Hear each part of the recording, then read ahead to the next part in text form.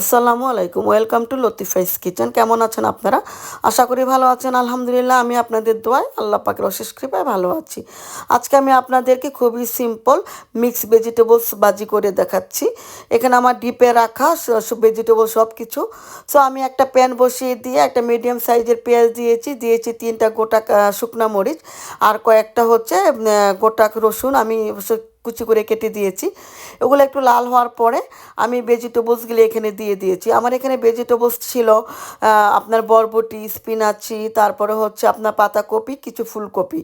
So এগুলো আমি দিয়ে লবণ, স্বাদ মতো লবণ দিয়ে এটা ঢেকে রেখেছিলাম 10 মিনিটের মতো। তারপর যখন পানিটা একটু শুকিয়ে আসছে, এখানে আমি গোটা কয়েকটা কাঁচামরিচ দিয়ে দিব। দিয়ে তারপরে এটাকে আমি মিডিয়াম লোতে নিয়ে যাব, যতক্ষণ না পর্যন্ত পানিটা শুকিয়ে তেল উপরে চলে আসে।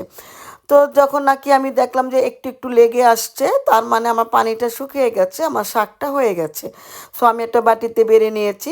সো এটা ছটপট করে রান্না করা যায়, খুবই মজাদার হয়। ভালো থাকবেন। আসসালামু আলাইকুম।